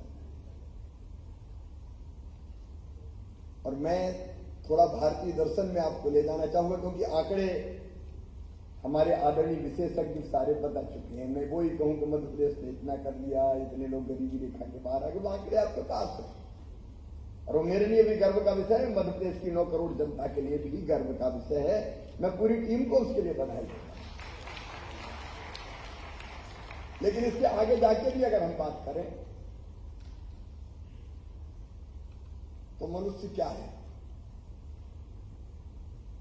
अगर सामान्यता कहें तो हम ये शरीर है, 3.5 हाथ के हाड़ मास के पुतले। और सुखी रहने का मतलब क्या है? इसको सुखी कर दो, मतलब भोजन दे दो, प्यास लगे तो पानी दे दो, रहने को मकान दे दो,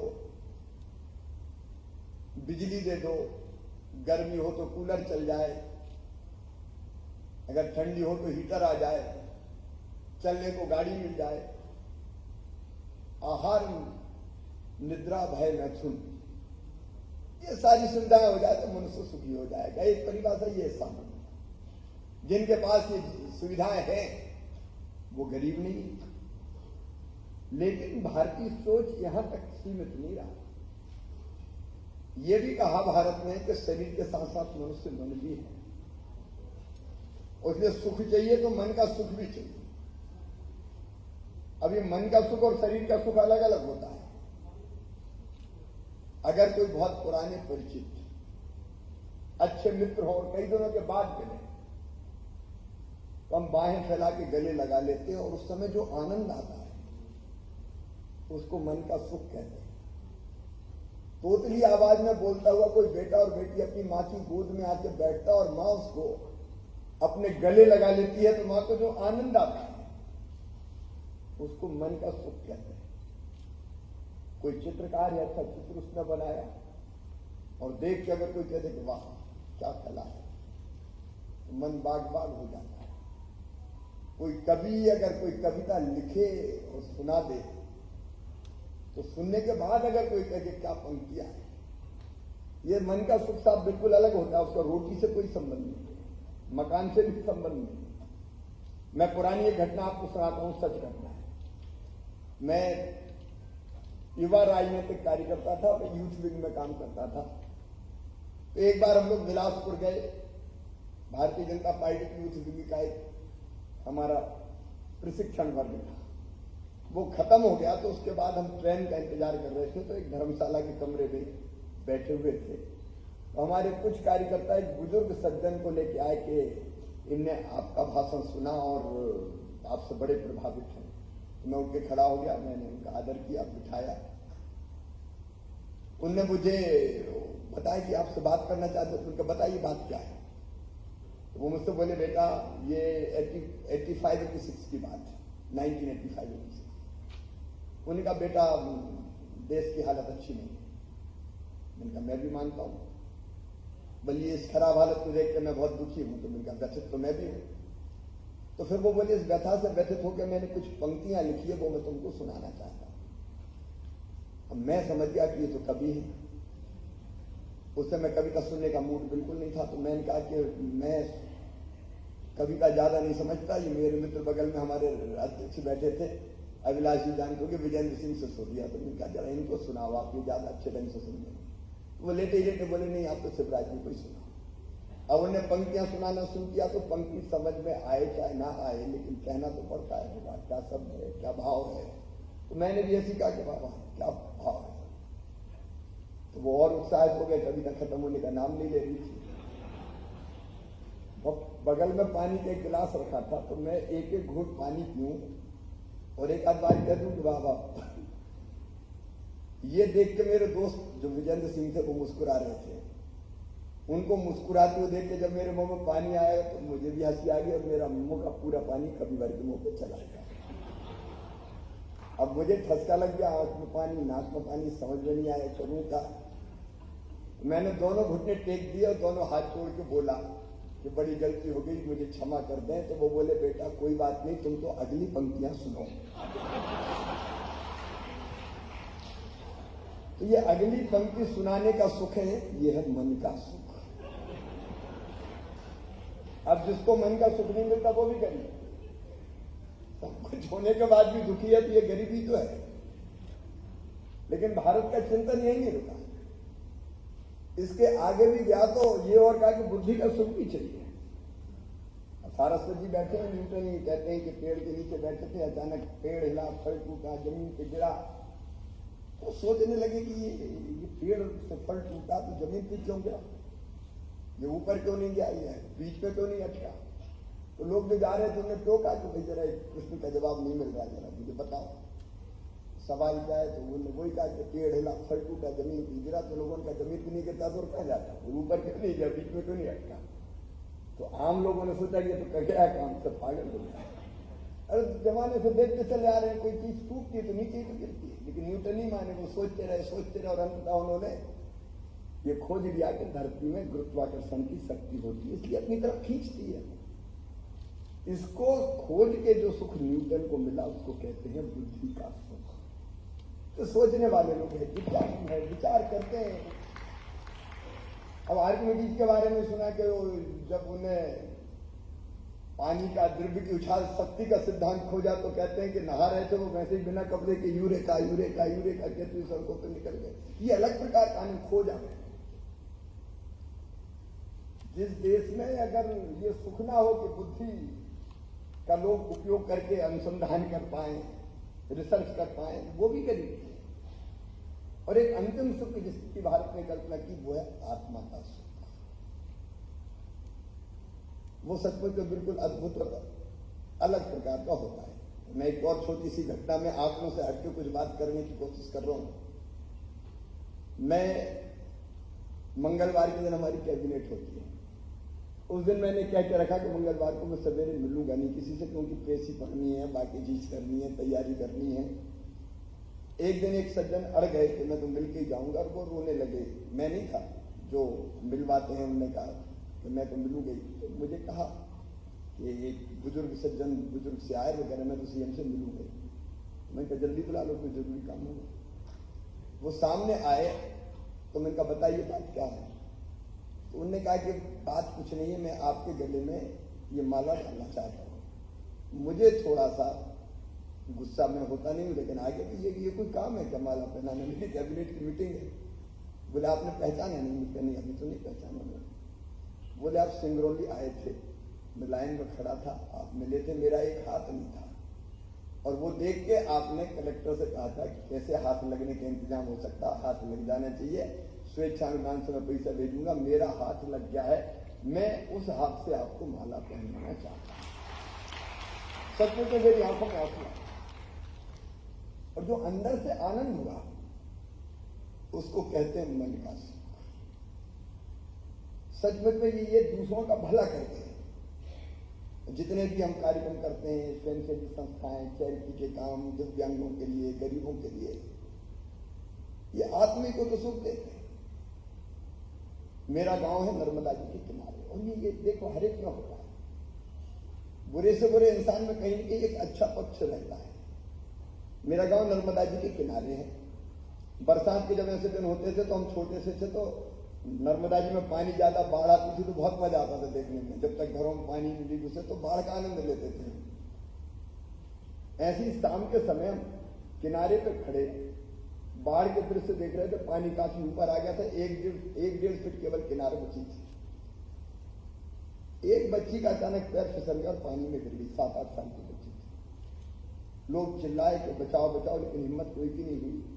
दूर से एक आदमी दौड़ के आया और कूद गया नदी, और 1.5 किलोमीटर दूर जाके उस बच्ची को खींच के किनारे लाया। अब लोगों की उत्सुकता थी कि जिसने बचाया वो है कौन।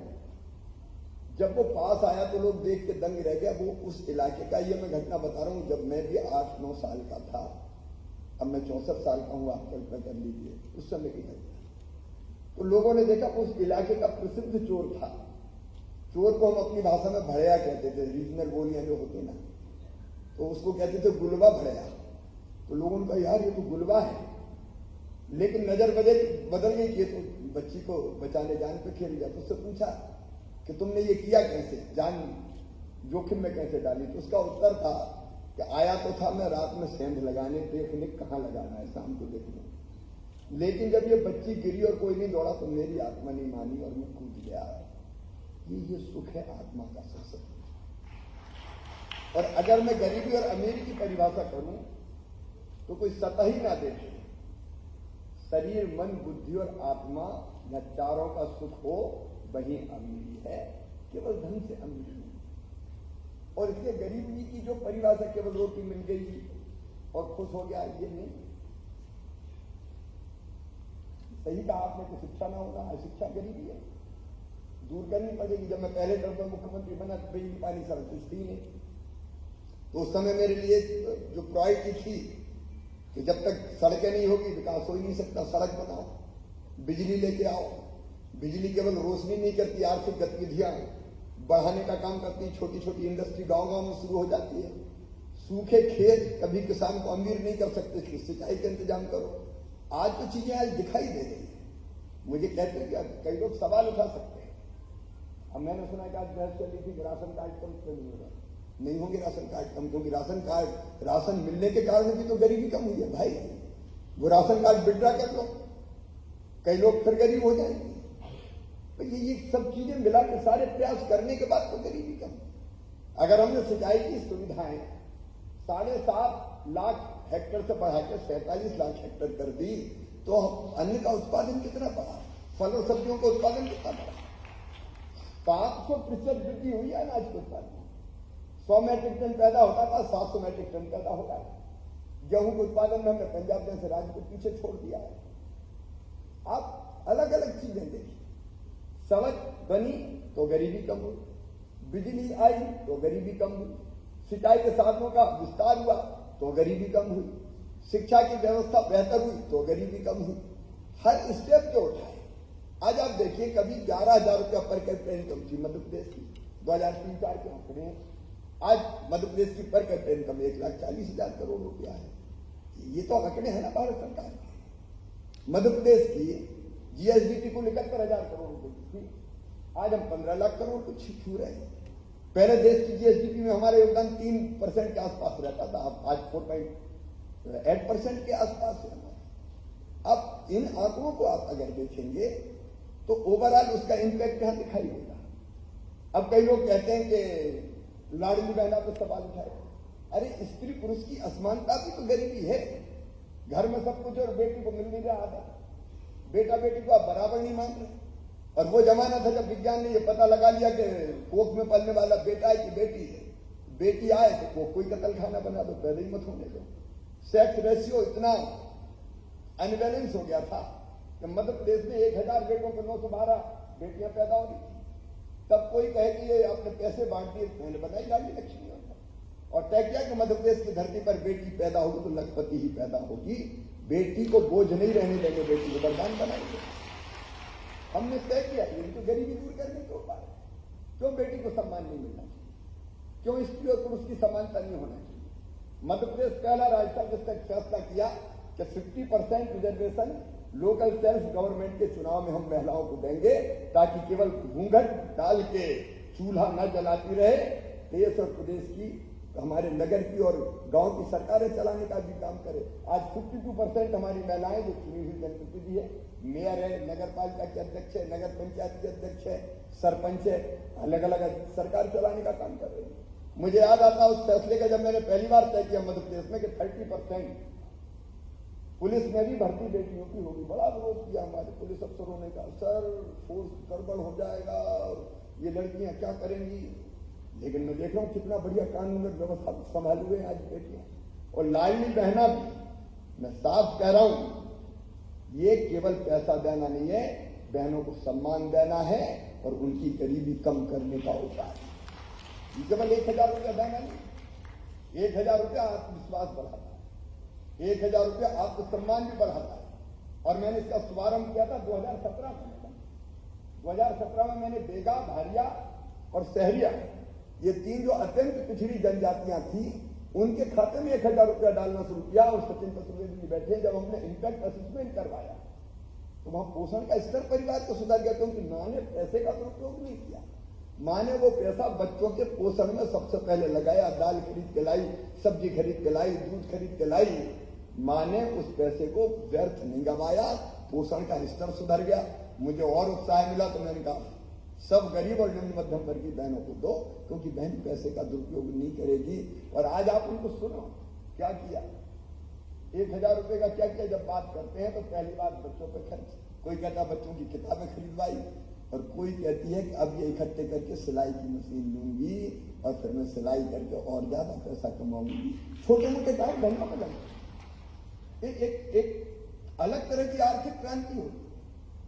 अब मुझे आश्चर्य, आप में से मैं तो सचिन जी इसकी स्टडी भी आप करवा, गांव में रहने वाले जो छोटे दुकानदार थे, सबकी बिक्री बड़ी तेजी से बढ़ी, क्योंकि एक गांव में 300 महिलाएं, 300 को 1,000 रुपया मिला, वो गांव की दुकान पे गई और उन्होंने वहां से सामान खरीदा, तो दुकानदार की दुकान चली, तो व्यापारी का माल भी उठा, तो कारखाने के चक्के भी चले। ये सब चीजें आर्थिक गतिविधियां बढ़ाने का काम करती है और इससे भी अर्थव्यवस्था को बल मिलता है। और इसलिए इस तरह के जो संपूर्ण प्रयास हैं अलग अलग, अब मैं कहना चाहता हूं मध्य प्रदेश में मुझे गर्व कहते हुए, एक तरफ हम वेलफेयर स्कीम्स चला रहे हैं जिसमें लाडली बहना हमारी सबसे बड़ी योजना है। हम मकान बनाने में भी, हम पानी के इंतजाम में भी, लेकिन उसके साथ साथ हमने कैपिटल एक्सपेंडिचर कम नहीं किया।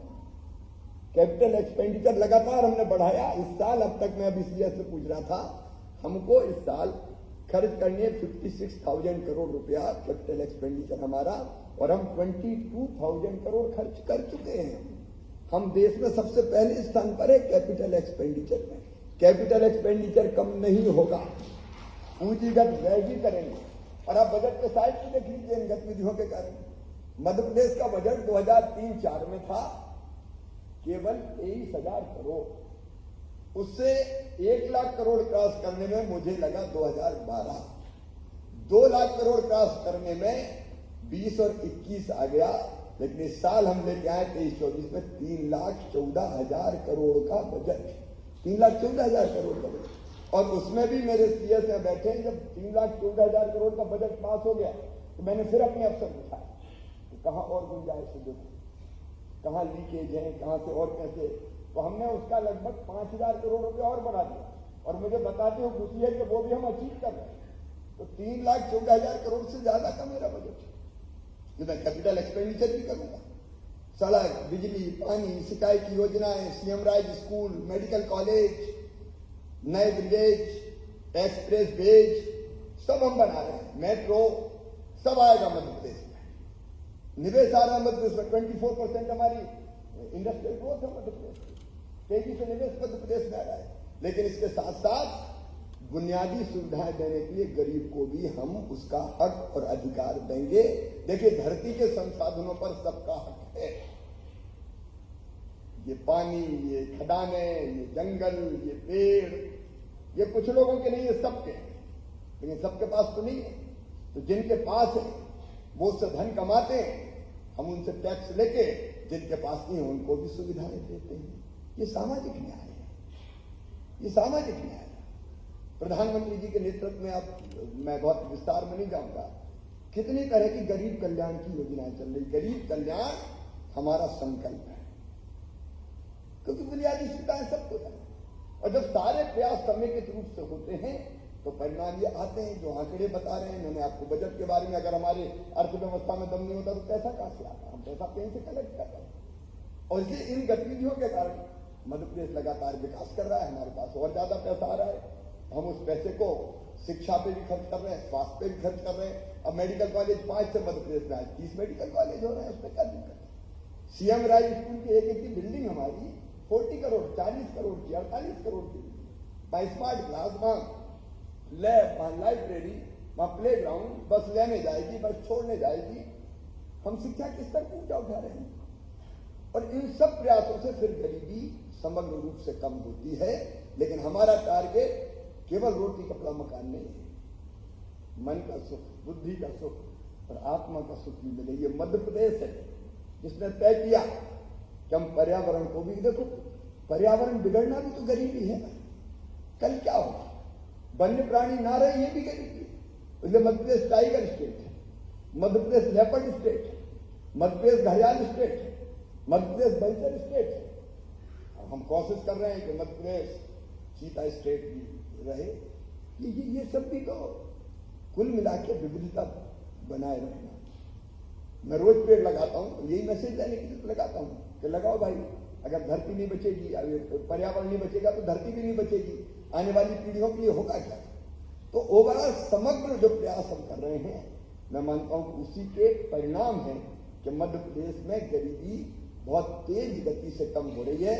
और मेरा पूरा विश्वास है कि आगे और तेज गति से काम करके मध्य प्रदेश को संपूर्ण रूप से समृद्ध और विकसित प्रदेश बना के हम देश की समृद्धि में अपना योगदान देंगे। हमारे प्रधानमंत्री जी ने कहा $5 ट्रिलियन की इकोनॉमी मध्य देश को बनाना है। हमने तय कर दिया कि $550 बिलियन की इकोनॉमी हम मध्य प्रदेश को बनाएंगे। जब राज्य प्रगति करेंगे तब तो हमारा देश प्रगति करेगा। और इसलिए एक रोड मैप बना के हम उस पर तेजी से चलने का काम कर रहे हैं। और अंत में मैं आपको हृदय से धन्यवाद दूंगा प्रधानमंत्री, इसलिए कि विशेषज्ञों का ना होना भी गरीबी है। अगर आप हैं तो हमारे लिए राह आसान कर देते हैं, आप टारगेट तय करते हैं, उसमें चलने का मार्ग बताते हैं। हम सब विषयों के विद्वान नहीं हैं, हम तो आपसे सीखते हैं और फिर उस रास्ते पर चलने की कोशिश करते हैं। इसलिए आपका भी मैं बहुत बहुत स्वागत करता हूं। आप सब मित्रों को धन्यवाद।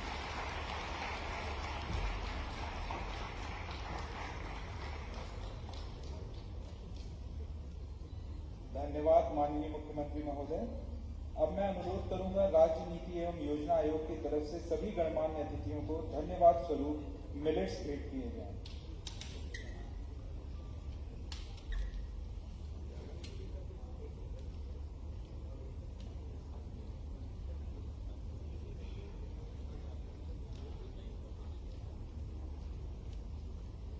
मिलेट्स उत्पादन में मध्य प्रदेश भारत के मानचित्र पर प्रमुखता से उभर रहा है। जैसा यहाँ पर कोदो, कुटकी, रागी, बाजरा सहित सभी प्रमुख मिलेट्स उत्पादित किए जाते हैं और आप सभी इस तथ्य से भी अवगत होंगे कि वर्ष 2023 को अंतर्राष्ट्रीय मिलेट वर्ष के रूप में भी मनाया जा रहा है।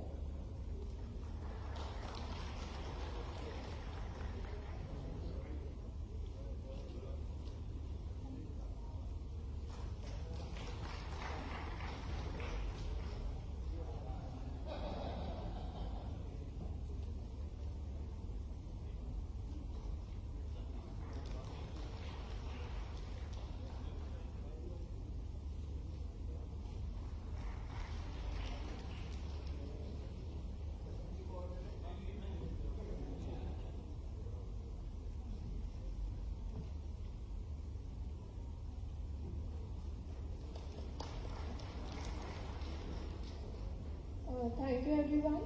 As we come close to concluding the event, we would like to invite Shri Mukesh Chand Gupta, Principal Secretary, Department of Planning, Economics and Statistics and Member Secretary, Madhya Pradesh Rajya Niti Ayog for his vote of thanks.